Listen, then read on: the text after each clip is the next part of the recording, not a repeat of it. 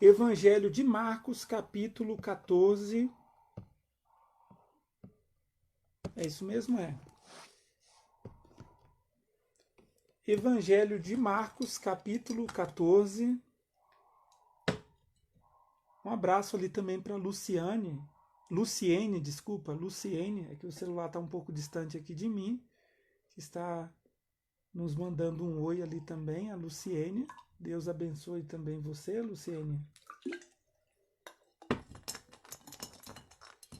Evangelho de Marcos, capítulo 14, vamos ler a partir do versículo 32 e iremos até o versículo 36.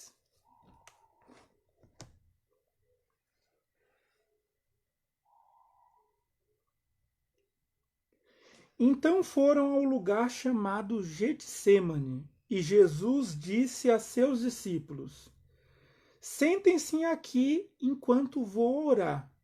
Fiquem aqui um pouquinho sentados, nesse espaço que eu vou orar. E Jesus levou consigo Pedro, Tiago e João, e começou a sentir grande pavor e angústia. Minha alma está profundamente triste, a ponto de morrer, disse Jesus. Fiquem aqui e vigiem comigo. Ele avançou um pouco e curvou-se até o chão. Então orou para que, se possível, a hora que o esperava fosse afastada dele. E clamou: Abba, Pai, tudo é possível para ti. Peço que afaste de mim este cálice, contudo, que seja feita a tua vontade e não a minha. E clamou: Abba, Pai, tudo é possível para ti. Peço que afastes de mim este cálice, contudo, que seja feita a tua vontade e não a minha. Amém.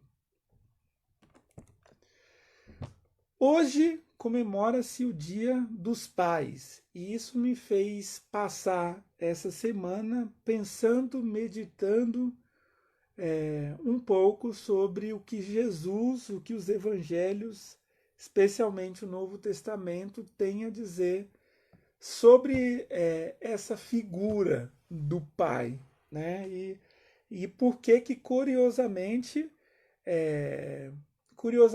a gente tem nas escrituras a figura de Deus como Pai celestial, como Pai eterno, né?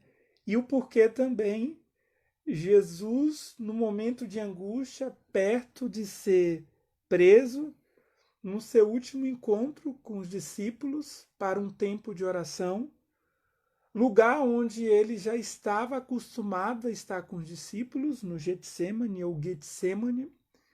Ele costumava ir a esse jardim, a esse espaço, para orar com seus discípulos.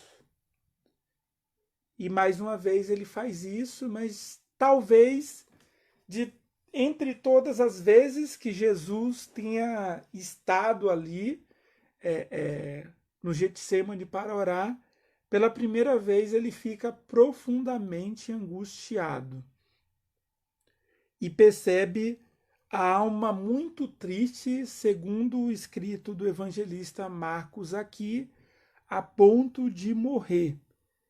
Ele vai com os discípulos, particularmente pede que fiquem próximos a ele Pedro, Tiago e João. Depois ele se afasta um pouco, se curva e começa a sua oração. Então, entre amigos, no momento de angústia, ao se dirigir ao Deus de Israel, ao Yahvé, Jesus então faz a escolha por fazer uso da expressão Abba. E com questões de traduções das escrituras, muita coisa vai perdendo o sentido original do texto bíblico. Uma delas é esse conceito do Abba, porque na tradução para o português, a gente tem então uma escolha pela palavra pai. Mas no original, que foi escrito isso e foi pronunciado em aramaico por Jesus, a ideia aqui era uma ideia mais de intimidade, não era simplesmente pai, né? Ah, pai, o Senhor sabe de todas as coisas. Não é isso exatamente que Jesus estava dizendo ao Deus, o seu pai. A ideia aqui é de quando a criancinha começa a aprender a falar e antes de alcançar a toda a palavra papai ou pai, a criança vai fazendo movimentos silábicos. Papá, antes de chegar a papai. Mas antes do papá, ela vai chamando de pá. Então, pá, papá, papai. A ideia do Abba é exatamente essa. É alguém que vai se dirigir ao pai, mas que não consegue ainda pronunciar o nome do pai ou a própria expressão pai. É alguém que se aproxima do seu progenitor tentando encontrar a linguagem, descobrindo essa comunicação. Então, é um pá, né? É o aba, é o ab, sabe? É o pá. É como se Jesus não tivesse conseguido, durante aquela oração feita ao Pai, a pronunciar o nome de Deus ou a pronunciar a expressão papai. Então, ele se aproxima com intimidade e, ao mesmo tempo, tentando colocar a sua angústia numa possível comunicação. O Nietzsche tinha um costume, o filósofo lá do século XIX, final do século XIX, de dizer que quando a gente atribui a palavra a uma coisa, a gente limita o ser da coisa. Uma vez dado nome a alguma coisa, a gente limita o que aquela coisa é, né? O ser daquela coisa. Então, a ausência da linguagem para pronunciação de um sentimento, de um pensamento, de uma angústia, dá o sentido de que a angústia é tão grande, de que o sentimento é tão grande que não há palavra possível para conter aquele sentimento, aquela sensação. Então é isso que Jesus está fazendo ali, naquele momento de angústia, o qual trazia para ele a sensação da proximidade do seu sofrimento, julgamento, sacrifício e morte. Mas então ele usa essa expressão. Então, se Jesus utilizou essa expressão Abba para se referir ao Deus Pai, o Novo Testamento vai mostrando para a gente, especialmente a partir dos escritos do apóstolo Paulo, que nós também, filhos e filhas de Deus, podemos nos dirigir a Deus, o chamando de Abba. Mas é curioso porque, diferente de Jesus, que podia se dirigir a Deus como sendo seu Abba, isto é, Jesus, o unigênito de Deus, o Filho único de Deus, o único que foi gerado por Deus, nós fomos ensinados, a partir de dois textos que eu vou ler aqui do apóstolo Paulo, de que a expressão que fazemos uso desse Abba em relação a Deus não vem por uma filiação direta, vem por um ato de adoção de Deus. Nós fomos adotados por Deus. Carta do apóstolo Paulo aos Romanos, capítulo 8, versículos do 14 ao 17. Diz o seguinte: porque todos os que são guiados pelo Espírito de Deus são filhos de Deus.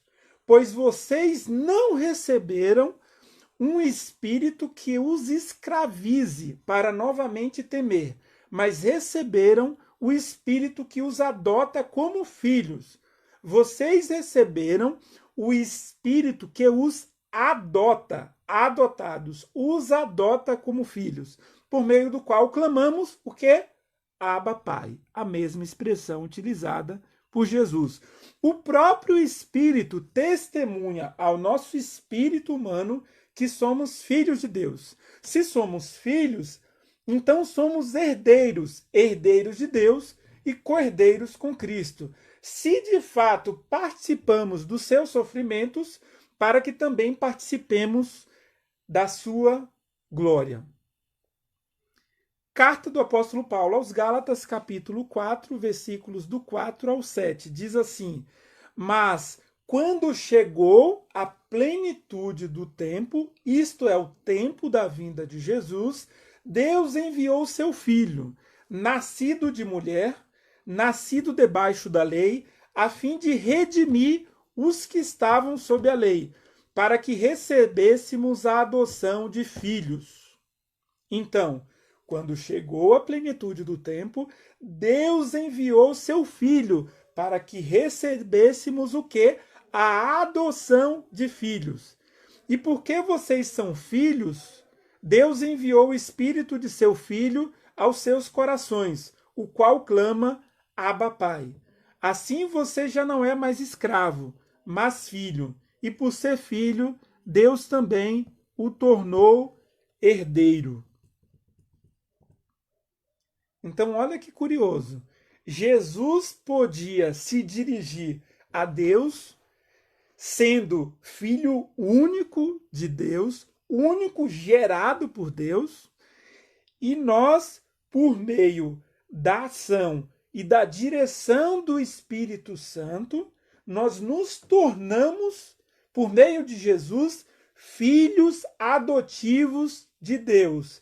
E, como consequência, nos tornamos também herdeiros, herdeiros de Deus e co-herdeiros com Cristo. Por isso, a gente tem o privilégio de participar dos seus sofrimentos e chegará um tempo no qual teremos também o benefício, a benesse de participar da sua glória. Assim, já não somos mais escravos.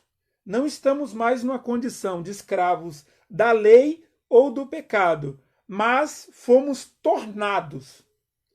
Uma ação passiva nossa, quer dizer, Deus, por meio do seu Espírito Santo e da obra poderosa de Jesus, causou essa nossa condição de filhos e filhas de Deus. Nós nos tornamos filhos, passamos a ter acesso ao Abba celestial, ao Paizinho dos céus. A gente passou a ter uma experiência de alguém que não tinha filiação espiritual, fomos adotados por Deus, nos tornamos irmãos adotivos de Jesus e nos tornamos também beneficiários da herança que Deus deu a Jesus, o seu Filho.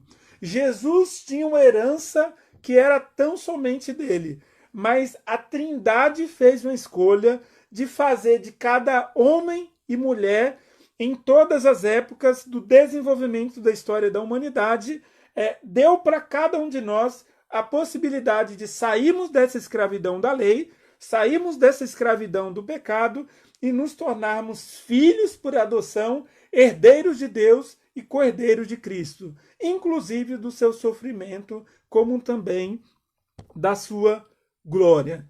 Em Deus, nesse Abba celestial, a gente tem a perfeição, não há falhas possíveis.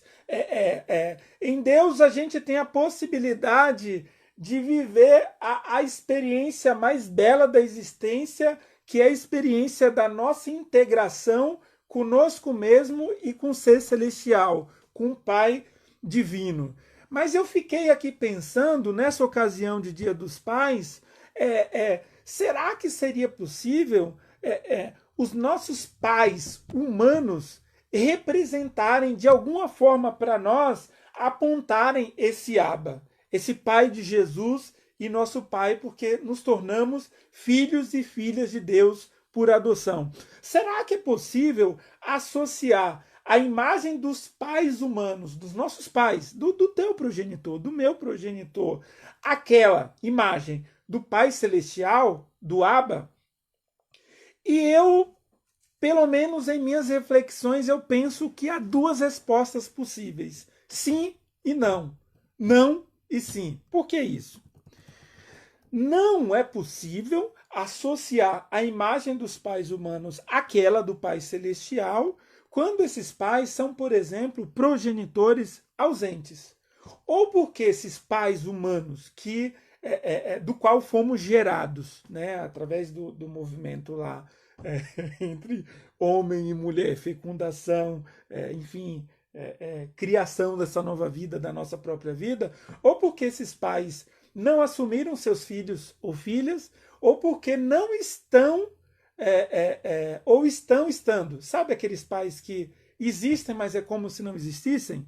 São pais que não se importam. Não é possível associar a imagem de pais ausentes ao Abba, ao Pai Celestial. Não é possível também associar a imagem desse Pai Celestial com a imagem daqueles pais e a experiência com aqueles pais que são abusadores.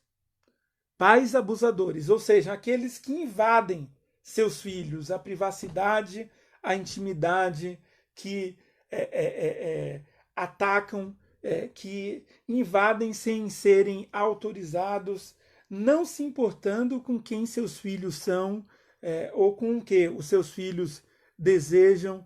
E infelizmente, e isso é bastante triste, infelizmente, os piores tipos de abuso são cometidos em nome dessa lei paterna, isto é, porque eles são pais, eles entendem que podem e podem qualquer coisa sobre seus filhos e as suas filhas, e aí a gente tem desde abusos sexuais, que infelizmente são muito comuns, pais que abusam por muitos anos suas filhas e seus filhos, que engravidam suas próprias filhas, que invadem a sexualidade, a experiência da vida, que roubam dinheiro dos seus filhos, que sujam os nomes dos seus filhos, aguardam os filhos completarem 18 anos e porque os pais já estão com o nome sem nenhuma linha de crédito comprometidos, eles aguardam a maioridade dos filhos para abrirem empresa em nome dos filhos,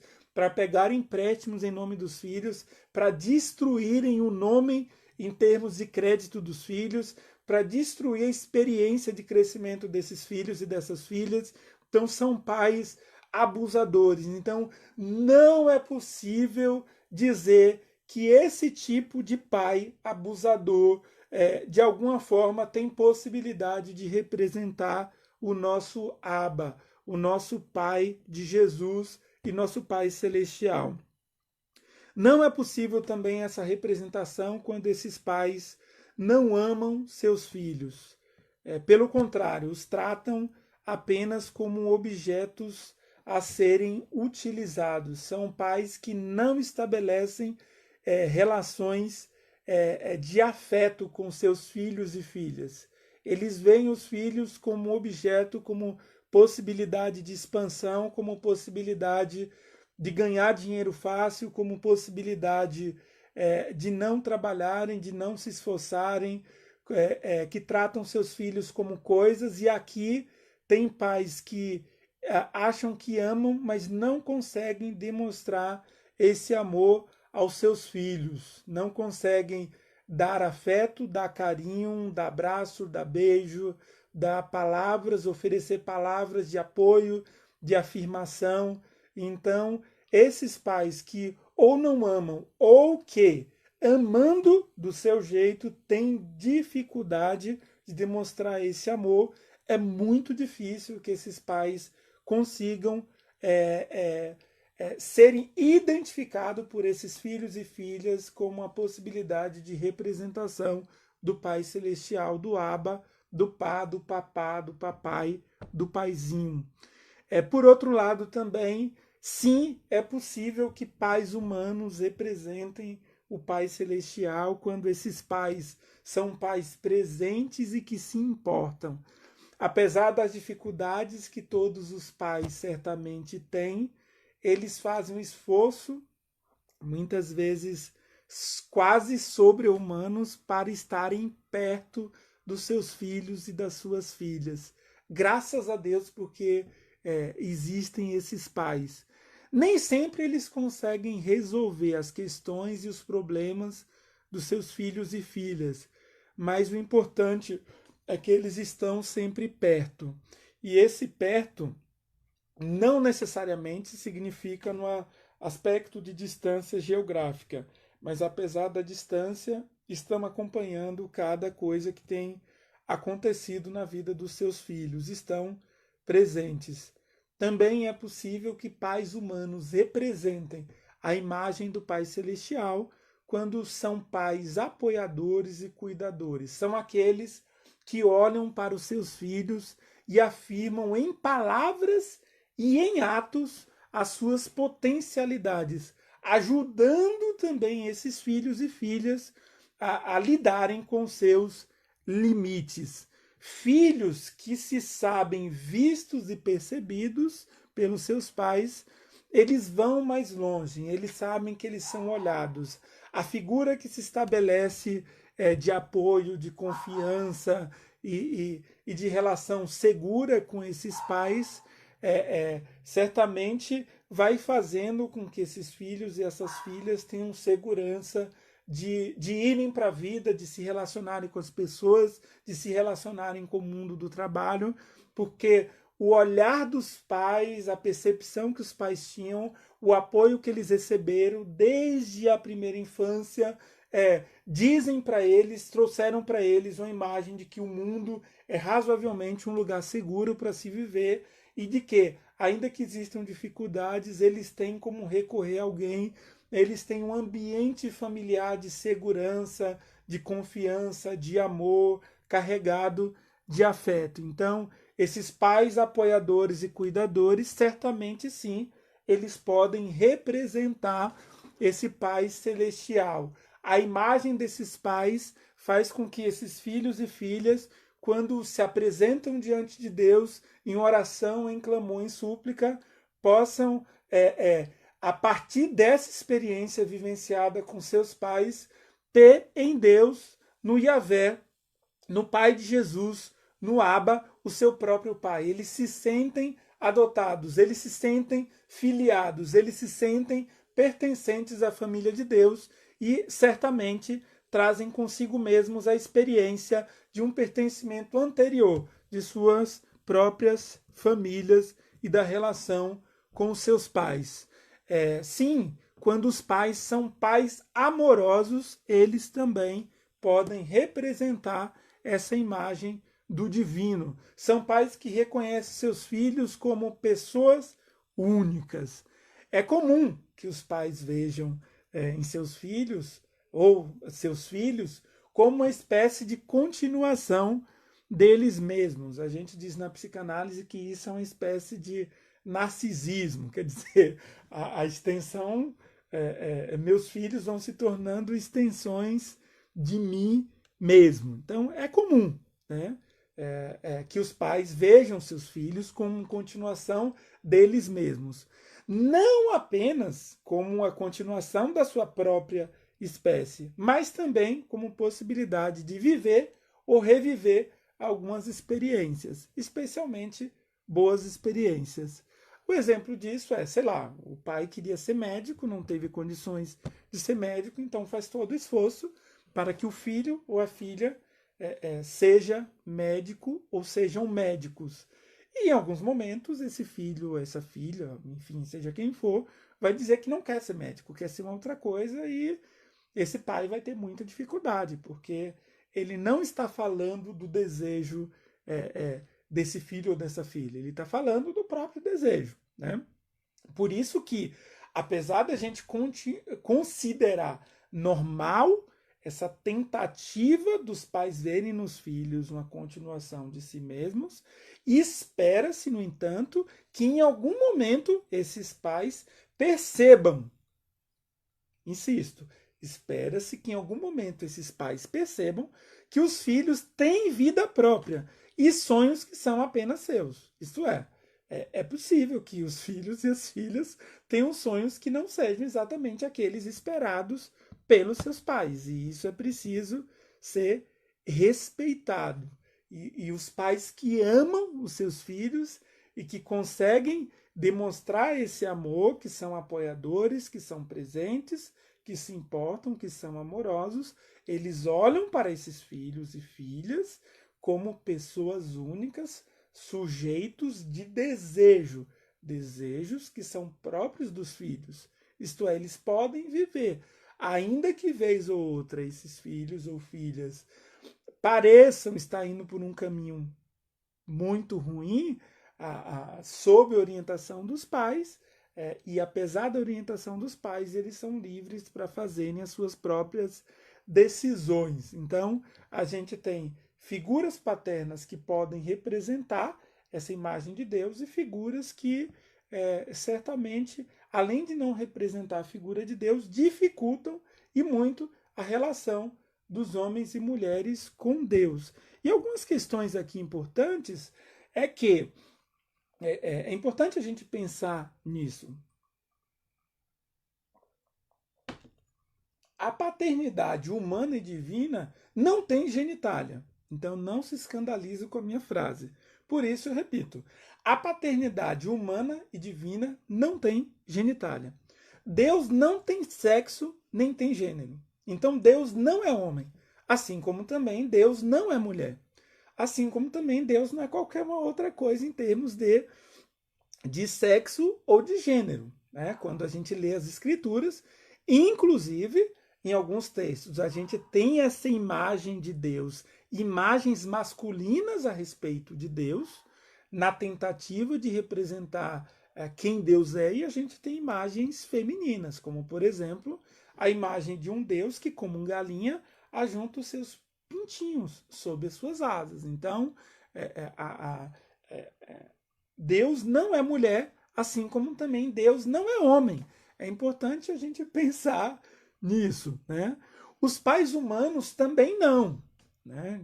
O que significa que eu estou falando aqui de figura paterna, mas em muitas situações a gente tem mães solteiras ou não, avós, tios, vizinhos, professores, professoras, vizinhas, tias e tantos outros que são pais sem que sejam do sexo masculino, né? A gente tem uma experiência de várias crianças, meninos e meninas, que encontram essa figura paterna de proteção em imagens femininas, em imagens de mulheres. O que significa que a paternidade ela não tem genitália. Não é pai quem gerou essa criança, necessariamente. E isso a gente tem claramente no nosso país várias situações nas quais há um abandono muito grande, acaba o bebê ficando majoritariamente com as mulheres, parte delas mães solteiras, e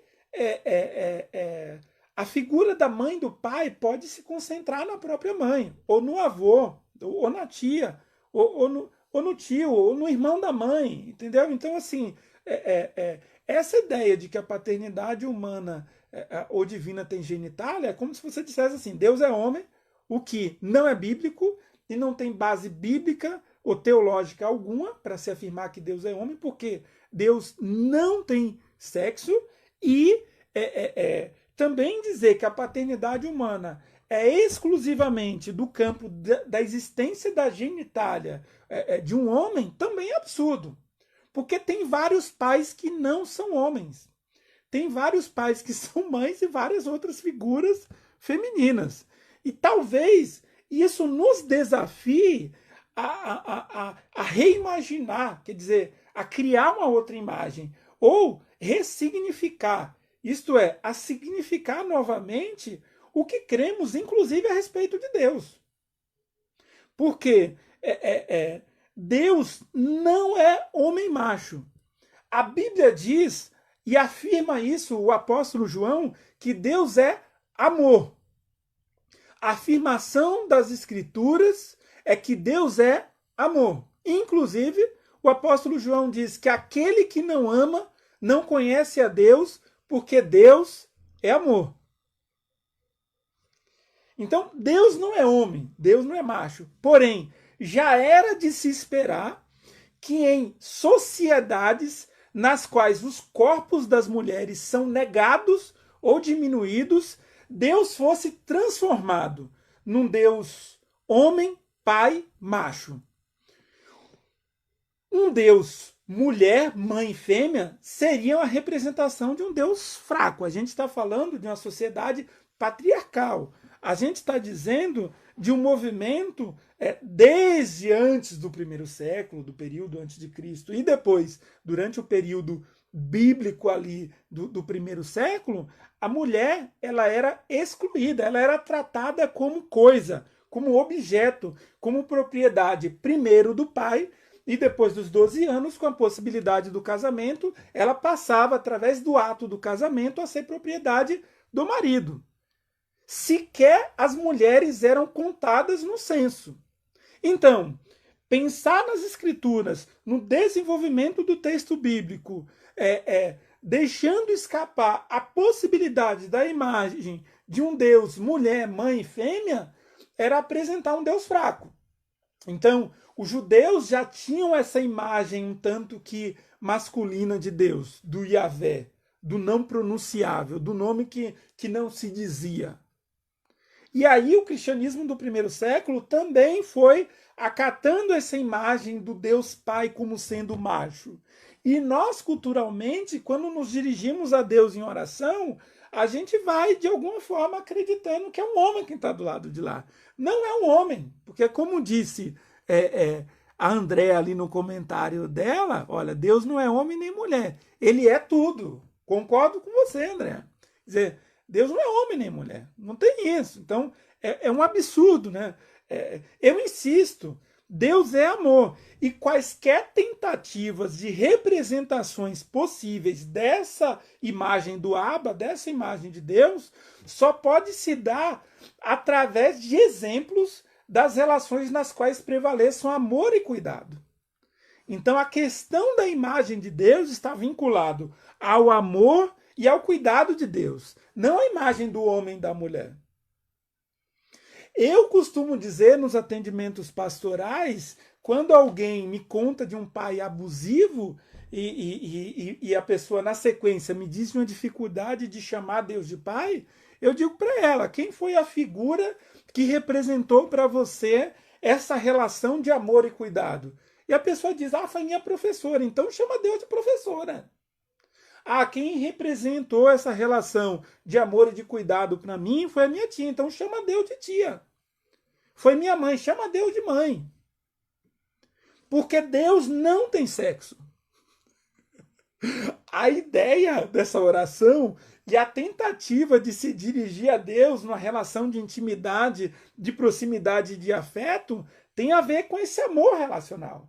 Não tem a ver com a imagem masculina.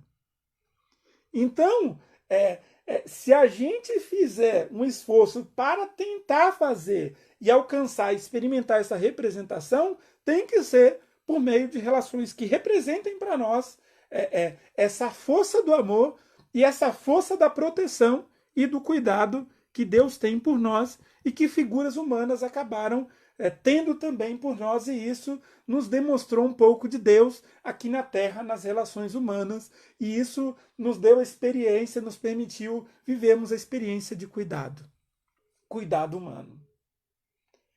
E quem sabe, Deus muitas vezes deseja se relacionar conosco e mostrar sua bondade, o seu amor e seu cuidado para conosco através dessa experiência do Abba que se expanda para além das imagens do masculino. Há 2 semanas atrás a gente teve como que eu posso chamar isso? A gente teve um escândalo, a gente teve um debate ferrenho nas redes sociais, especialmente por conta da Tammy Gretchen, do Tammy Gretchen ter sido um dos contratados para a campanha do Dia dos Pais ou campanhas da Natura. E o movimento evangélico, boa parte dos evangélicos começaram a defender uma campanha de boicote à compra de produtos da Natura, dizendo que o Tammy Gretchen não podia ser pai. Enfim, e aí eu fiquei me perguntando, é, é, o Tammy Gretchen pode ser pai? Né? Será que, em sendo pai, o Tammy Gretchen pode ser para seu filho uma possível representação desse Abba? E aí depois eu fiquei pensando, será que Deus está preocupado com a transexualidade do Tammy? Um dado muito importante para a gente pensar. No Brasil, há 5,5 milhões de crianças brasileiras sem o nome do pai na certidão de nascimento, segundo os dados do Conselho Nacional de Justiça, o CNJ, com base no censo escolar, que foi o último divulgado em 2013. Então, no país onde a gente tem 5,5 milhões de crianças brasileiras sem o nome do pai, será que como Deus vê isso? A ausência desses 5,5 milhões, possivelmente, porque podem ser alguns filhos do mesmo pai, de crianças sem pai, e ao mesmo tempo Deus vê o Tammy Gretchen tratando, hipoteticamente, porque eu não o conheço, com muito amor, carinho, cuidado e proteção, a sua mulher e o seu filho. Será que realmente Deus está preocupado com esse nosso debate, com a transexualidade do Tammy? Será que a imagem de pai humano precisa necessariamente de uma genitália para aparecer na relação com o filho? Eu não sei. Na verdade, eu sei a partir do que eu acredito. Eu acho que Deus não está nem aí para isso. Eu acredito que quando Deus olha para o Tammy Gretchen e o percebe na relação com a sua mulher e com seu filho, Deus procura ali uma relação de amor, cuidado e proteção. E se houver ali, entre eles, família, uma relação de amor, cuidado e proteção, a bênção de Deus está ali. Deus não está nem aí para o nosso moralismo, para a nossa religiosidade, para a nossa tentativa bizarra, contraditória, incongruente de mandar as pessoas para o inferno. Deus não está nem aí para a nossa tentativa de sermos exclusivos de Deus. O amor de Deus é sobre tudo.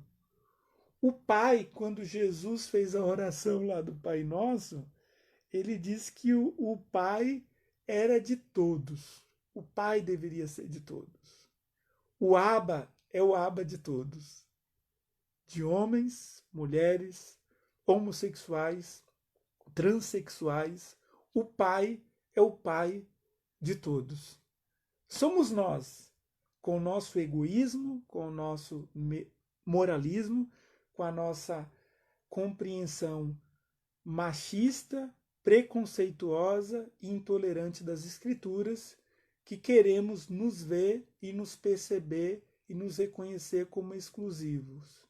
O amor de Deus é para todos. Tomara que haja muitos tames por aí, muita gente disposta à paternidade, muita gente disposta a criar filhos, muita gente disposta a dar amor a tantas crianças que precisam. E quem sabe, ao invés de muitos evangélicos brasileiros estarem nas redes sociais criticando isso, tivessem, né, ou guardados os devidos cuidados no processo de adoção, desejassem e se permitissem deixar aparecer o desejo no coração da adoção e procurassem cuidar de crianças que estão no seu entorno, que precisam de paz, que precisam de proteção, que precisam de recurso financeiro, que precisam de muito afeto, que precisam de cuidado. O amor de Deus está aí, não está nessa perseguição sem sentido algum em relação ao Tammy ou qualquer outro transexual, homossexual ou lésbica que estão adotando ou tendo filhos por inseminação.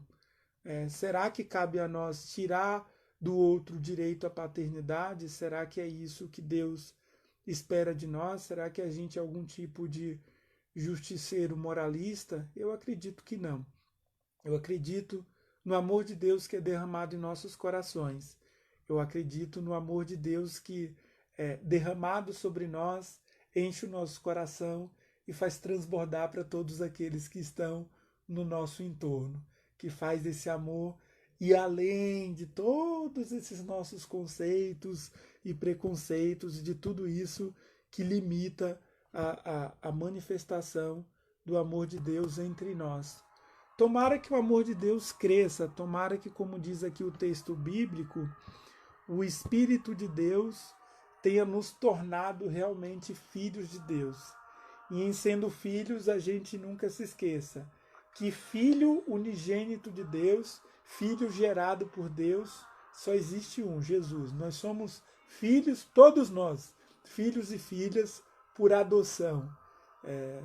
E tomara que haja muitos pais no Brasil, no mundo, que possam representar essa imagem de Deus, que possam representar esse amor de Deus que nos invade no bom sentido da palavra, que nos alcança, que nos transforma, e tomara que também, mesmo para aqueles que tiveram, infelizmente, péssimos pais, pais abusadores, pais que não amaram o suficiente, pais ausentes, pais exploradores, tomara que essas pessoas não tenham sua relação com Abba, com o Pai Celestial, afetados por essa relação que não funcionou com seus pais humanos. E caso isso tenha acontecido, eu oro muito para que o Espírito Santo derramado no teu coração traga cura para você dessa relação tão difícil que você teve ou tem com seu pai. Se o seu pai é silencioso, não se esqueça que Deus é um Deus que fala. Se o seu pai não te escuta, não se esqueça que o Abba, que o Pai Celestial, ele te ouve, que o Pai Celestial está à sua disposição, de que o Pai Celestial te ama incondicionalmente. Se você foi expulso da sua casa por conta da sua sexualidade, se você foi rejeitado por sua família por conta da sua sexualidade, não se esqueça que o Pai dos céus, que o Pai Celestial, que o Abba nunca te rejeitou e nunca vai te rejeitar. Se teu pai te estuprou, se teu pai te abusou, se seu pai tentou destruir a sua vida, o Pai Celestial quer curar você. O Pai Celestial quer sarar teu coração.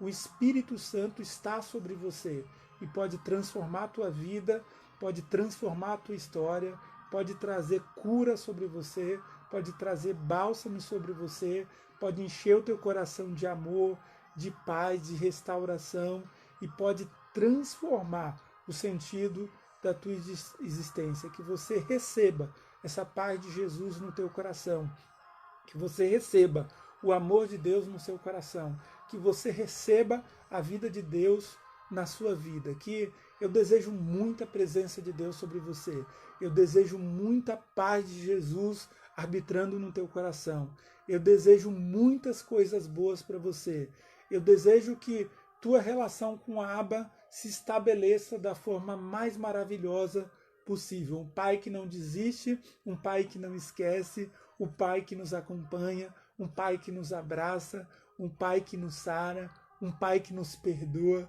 um Pai que lançou os nossos pecados nas profundezas do mar e deles não mais se lembra. Que a gente possa viver a liberdade que temos recebido como filhos e filhas de Deus. Que a gente receba essa vida e que sejamos na vida pais de muitos. Com muito cuidado, com muito carinho, com muito afeto, com muito amor, e que isso transborde dentro de nós e para além de nós, no nosso entorno.